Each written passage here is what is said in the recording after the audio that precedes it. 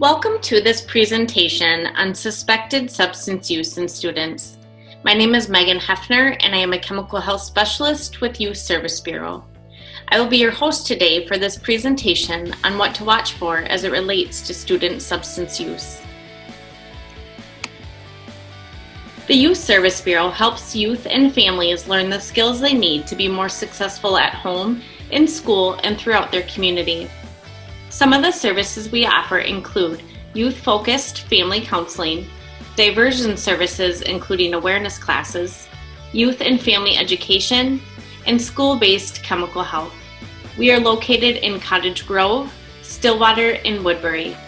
Our chemical health services are located in several school districts in the area, including Stillwater, North St. Paul, and of course, South Washington County.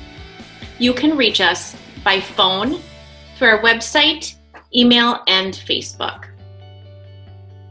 Today, I will cover the basics of state and county statistics related to teen substance use, teen brain development, and signs of substance use. I will discuss risk and protective factors, how to talk and listen with students, and school district policies. I will end today's presentation talking about healthy coping skills, as well as resources for teens and families. You may be asking yourself if this presentation is relevant to you as an educator in South Washington County. While the numbers presented here are fairly low, we believe that any amount of students using substances is too many. The data collected shows that e-cigarettes, alcohol, and marijuana are the most used substances by teens in South Washington County, which is consistent with Minnesota's data as a whole. You have most likely heard about the Minnesota Student Survey, which is a confidential and anonymous survey given to Minnesota students every 3 years that addresses an array of different topics. Take a look at these findings from 2019. What do you notice? Are you surprised by any of the numbers? To begin our discussion on teen brain development, I want to play for you this video that does an incredible job at explaining why our teen students act the way they do and how it relates to substance use. It's not easy being a teenager. There's the angst, the emotions, the raging hormones. And although hormones do play a big role in puberty, the brain is going through a lot of changes too. Neuroscientists are learning that some of the most puzzling teenage behavior may actually have some real benefits.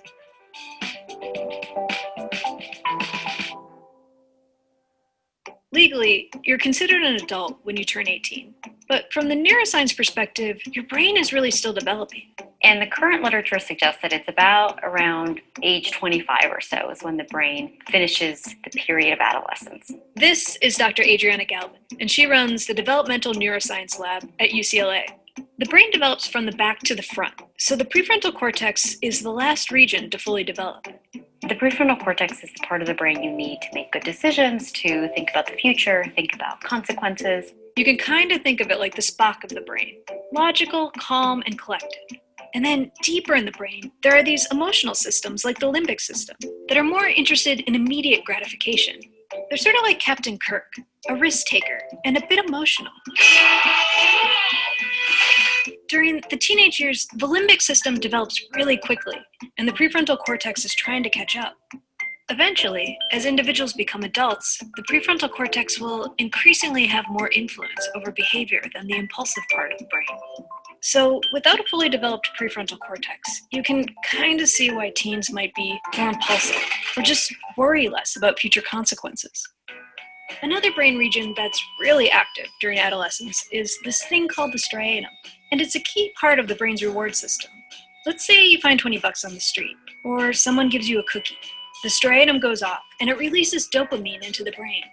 Adriana's lab discovered that the teenage brain is super sensitive to different rewards like sugar and money, way more than in the brains of adults and children. And all this activity in the brain's reward center, it may actually serve a purpose. We asked teenagers to come to the lab and we scanned their brains while they performed a learning task. They were shown a picture of a butterfly and 2 flowers, and they were asked to guess which flower the butterfly would land on. After each guess, they were given feedback, when the teens got it right, their striatum would get really, really active. They would learn over time that the butterfly preferred one flower over the other. And everybody learned this task. But what we found is that the adolescents learned it more quickly than adults and with greater accuracy. So having this reward center that's hyper-responsive to feedback actually helps teenagers learn from their environment. But this same region of the brain is also connected to risk-taking. Data from Adriana's lab suggests that teens with a more reactive striatum are more likely to engage in risky behavior and to enjoy it. Rather than ask how you keep your teenagers from taking risks, because we know the brain is really oriented towards risk during this time, it's better to ask, how do I provide opportunities for healthy risks? Like trying out for the school play, even if you've never acted before, or asking someone out on a date. Those are real risks to a teenager, but they're not the kind of risks that parents typically worry about. It makes sense from an evolutionary perspective that there's a time in life when teenagers want to become more independent, seek out new opportunities. In the animal world, this would translate into looking for new food resources or foraging behavior. And in teenagers, it often manifests as risk-taking behavior and simply moving away from the family unit.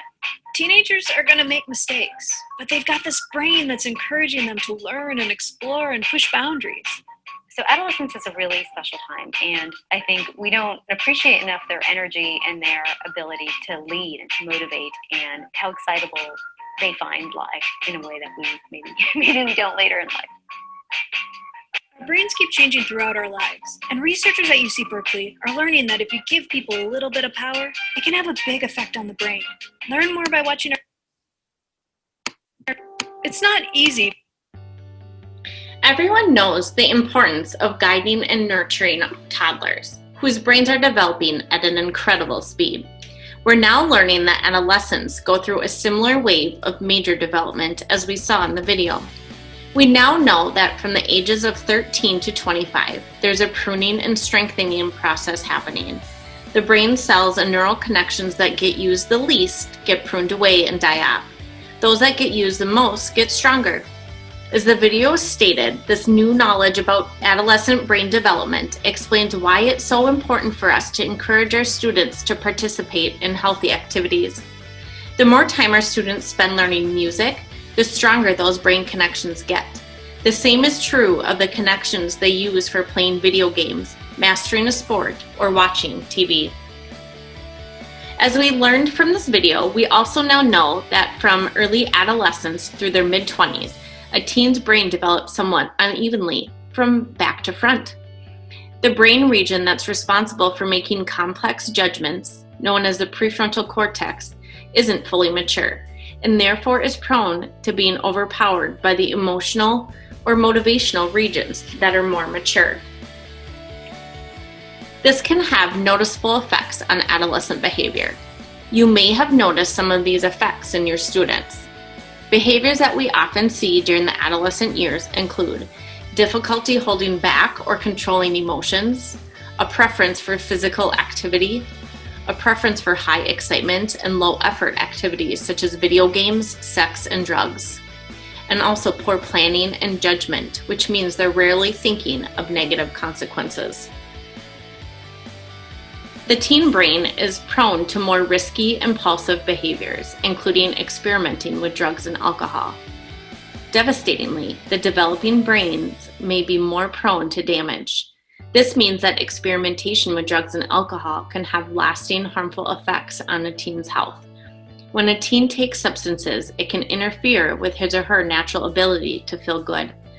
Again, this is why it is so important to urge our students to take healthy risks, such as sports, theater, and other clubs.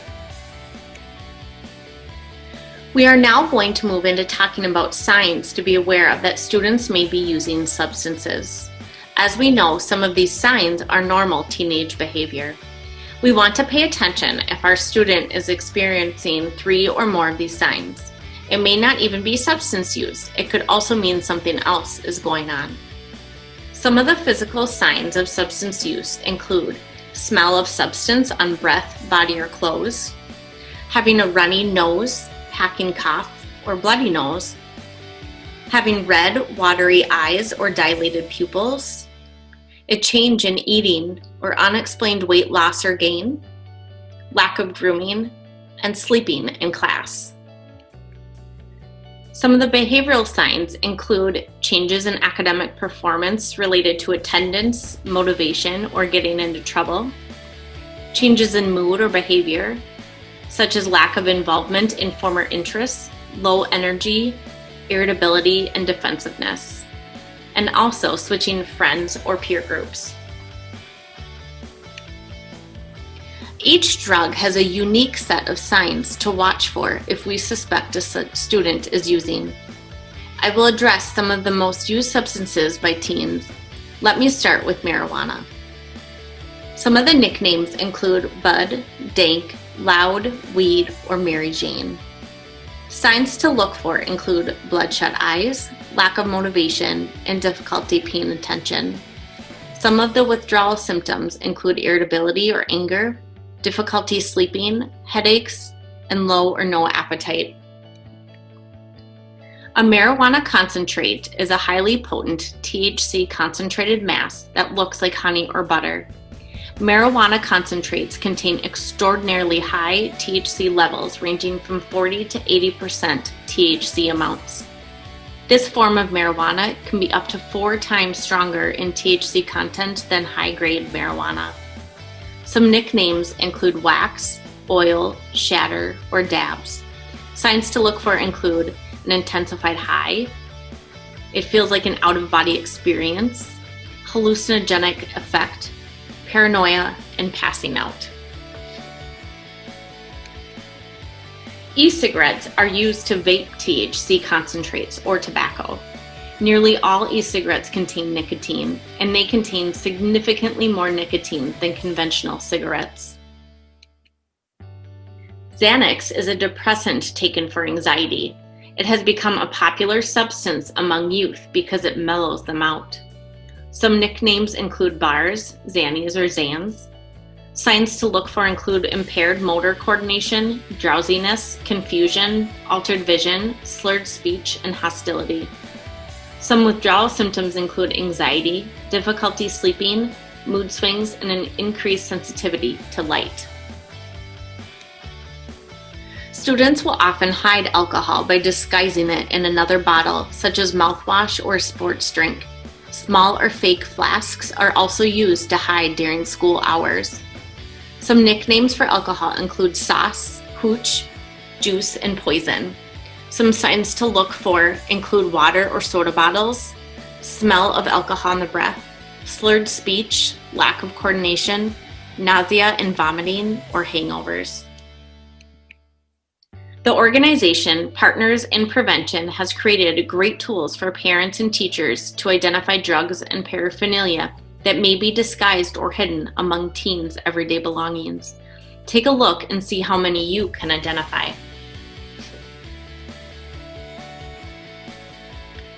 Get Smart About Drugs is another great online resource for identifying different drugs and paraphernalia.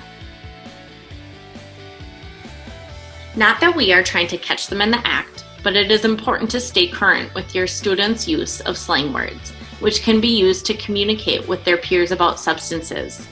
In this age of smartphones and social media, emojis are becoming a trend in exchanging information about selling or using substances. Some symbols are obvious, like a pill or syringe. Others are not as straightforward.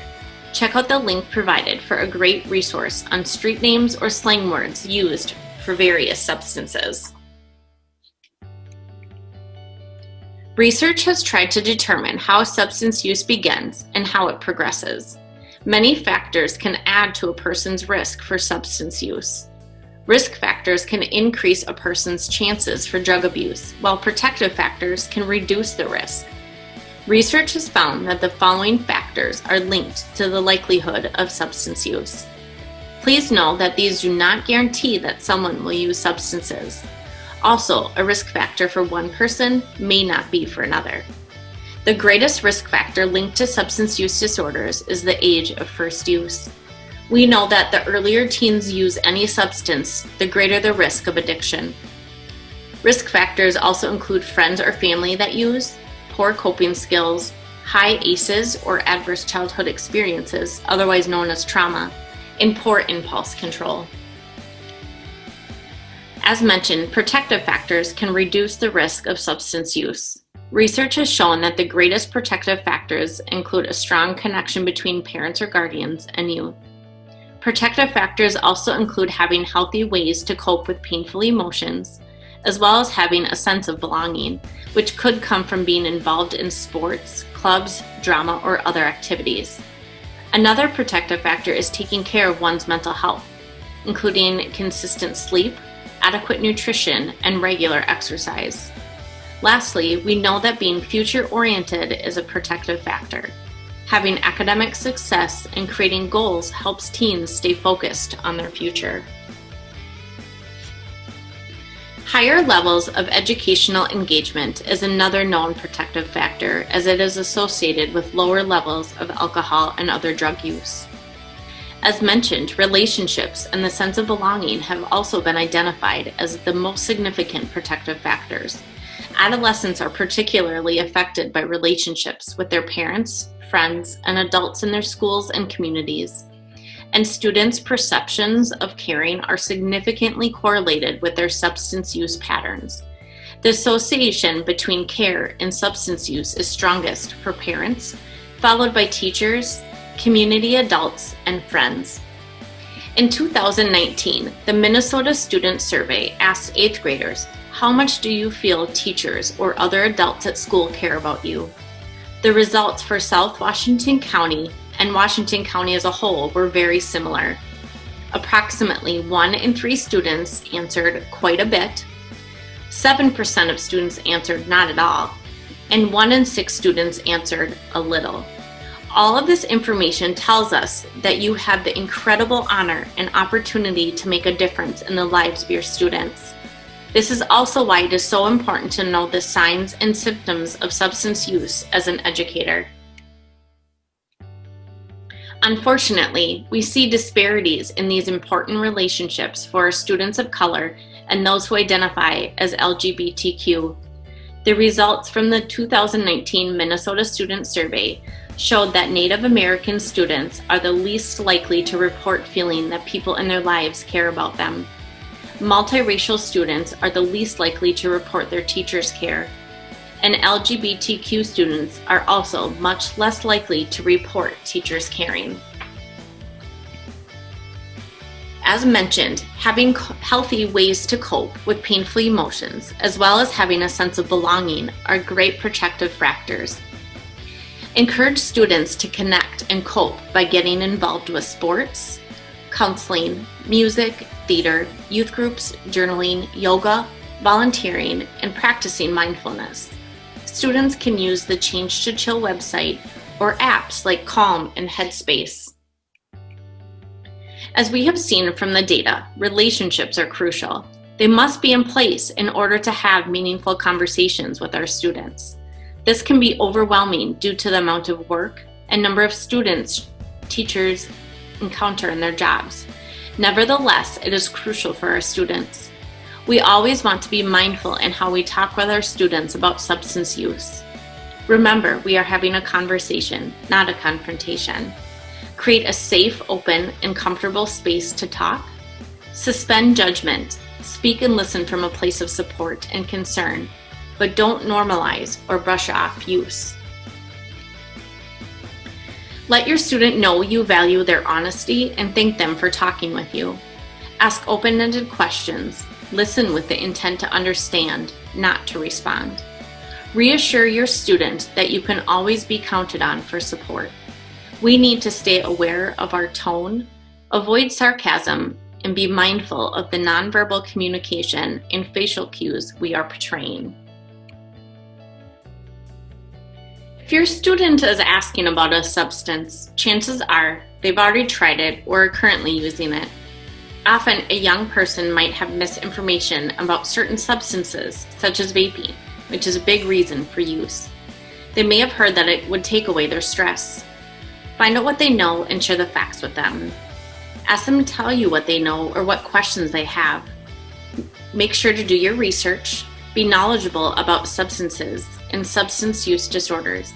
If you don't know something, be honest with them and circle back to your conversation after gathering information, or even better, you can learn together. One of the most important tasks of listening to a student who may be experimenting with substances is to learn their why. This will help identify alternatives to using. 8 of the most frequently identified reasons teens use include their peers or friends are using, or they see it on popular media. They may be using it as a way to escape negative feelings or experiences, otherwise known as self-medicating. Many teens claim they start using because of boredom, rebellion, or immediate gratification. Teens who use may lack the confidence to stand up to peers or have misinformation about various substances. While listening to our students, we want to recognize what they are asking for. Do they want help or do they just want you to listen? Focus on building your relationship because the relationship is the foundation for dialogue and influence. I invite you to check out an article on the Partnership to End Addiction website titled How to Encourage Your Child to Get Help for Their Substance Use or Addiction. While this article addresses parents, this article is a great guide for anyone working with teens and how we should listen to them in our conversations about their substance use. Chances are they do want help, but we may not be hearing them because we don't know what to listen for. The article teaches us about change talk. Change talk is any time your student voices a concern over the way things are or expresses a desire to improve their life in some way. They may say things like, "I'm really feeling depressed that I don't have a decent job." Or, "I think I really upset a friend last night when he thought I had one too many." Or, "I want to move out and have a place of my own." When a student expresses change talk, help them connect the dots. Gently explain how their substance use is related to their current worries or their hopes for a better future. Reassure your student you want to support them, but let them know if and when you may have to report them for using. Each school may have different protocols for reporting students who are using substances at school. Familiarize yourself with those steps. This may be a review for you, but the South Washington County School District's Student Rights and Responsibilities Handbook says that the use, possession, sale, or transfer of tobacco, alcohol, toxic, simulated, and or controlled substances or associated paraphernalia in school or on school transportation, at school-sponsored events, or in any other school-related location is prohibited. This includes in their car, in the parking lot, at school. As you can see from this slide, with each violation, the consequences become increasingly more significant. However, with each offense, there is parent contact, a police referral, the possibility of suspension, a drug evaluation or assessment, and even expulsion. Whatever the result or consequence, encourage your student to connect with the chemical health specialist in their school, who are listed here. You can also reach out to any of the school counselors to make a referral for a student. If you or your student would like further information or help, please reach out to any of these listed resources. You can also check out YSB On Demand Chemical Health podcasts and resources on our website. Gobi Support, which is an online intervention program for middle and high schoolers and their families. Hazel and Betty Ford, which offers free confidential phone assessments to determine if treatment is needed, and if so, what location and treatment options are available. And lastly, there is Nivon Wellness Center, which is an outpatient treatment center in Cottage Grove. There are endless reasons why educators are superheroes. Thank you for adding one more reason to that list by joining us today in learning about the signs and symptoms of substance use in students. The work you do and the relationships you build matter significantly to so many young people. Thank you, and be well.